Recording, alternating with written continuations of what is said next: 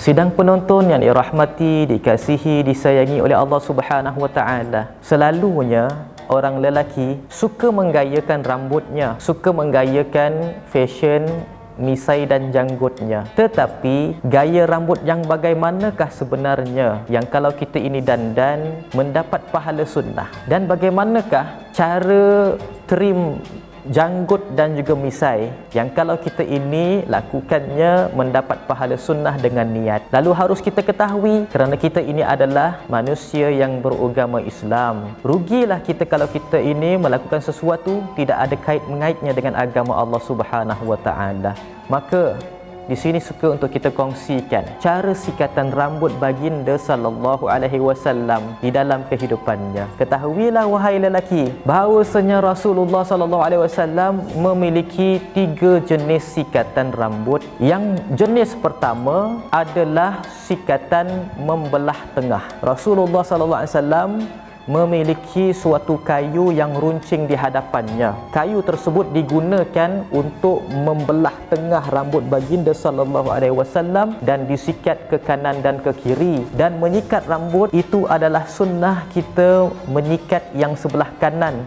Kata Sayyidatuna Aisyah, kana Rasulullah sallallahu alaihi wasallam yuhibbut tayammun fi tarajjulihi. Adalah Rasulullah sallallahu alaihi wasallam itu seorang lelaki yang suka menyikat rambutnya dan memulakan dengan yang kanan. Dan begitu juga kata Sayyidatuna Aisyah, kana Rasulullah sallallahu alaihi wasallam la yafruqu mishyatahu wala miswakahu. Adalah Rasulullah sallallahu alaihi wasallam seorang lelaki yang tidak pernah meninggalkan sikat dan juga siwak kayu suginya.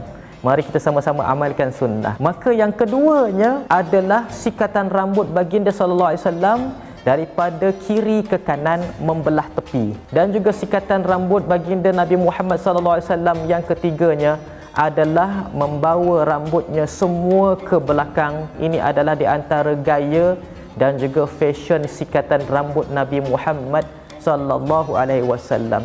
Tahukah kita kenapa Rasulullah SAW mengubah-ubah gaya rambutnya? Kerana di dalam kota Mekah, Rasulullah SAW belum pernah lagi bertemu dengan mana-mana tokoh-tokoh agama. Di dalam kota Mekah, Rasulullah SAW membelah duakan rambut baginda Nabi Muhammad SAW. Apabila hijrah Rasulullah SAW, Rasulullah bertemu dengan seorang rahib Yahudi. Dilihat rahib Yahudi itu juga menyikatkan rambut membelah tengah. Maka Rasulullah SAW menyikatkan rambut daripada kiri ke kanan membelah tepi, mengubah cara sikatan rambut baginda Nabi Muhammad sallallahu alaihi wasallam. Apabila Rasulullah pada akhirnya bertemu dengan seorang paderi daripada anutan agama Nasrani, maka Rasulullah SAW melihat mereka menyikatkan rambut membelah tepi. Maka Rasulullah SAW mengubah gaya sikatan rambut baginda dengan menyikat semuanya ke belakang. Persoalannya di sini, sikatan rambut yang macam manakah adalah sunnah? Jawapannya adalah semua cara sikatan ini adalah sunnah Rasulullah SAW. Dan subhanallah, kalau kita lakukan salah satu daripadanya, dapatlah pahala sunnah, kerana Rasulullah pernah menyikat rambutnya walaupun dalam keadaan yang seketika, salah satu di antara gaya sikatan ini.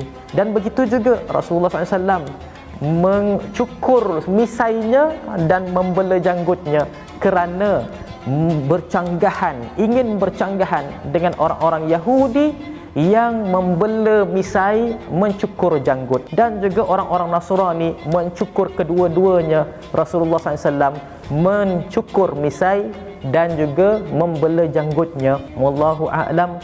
Kita berdoa mudahan Allah Subhanahu wa taala menjadikan kita orang yang suka dan juga dipermudahkan untuk mengikuti sunnah Rasulullah sallallahu alaihi wasallam, dan kita ini subhanallah mudah dan juga menyukainya, gembira malah untuk kita ini mengamalkan sunnah Rasulullah sallallahu alaihi wasallam. Wallahu a'lam.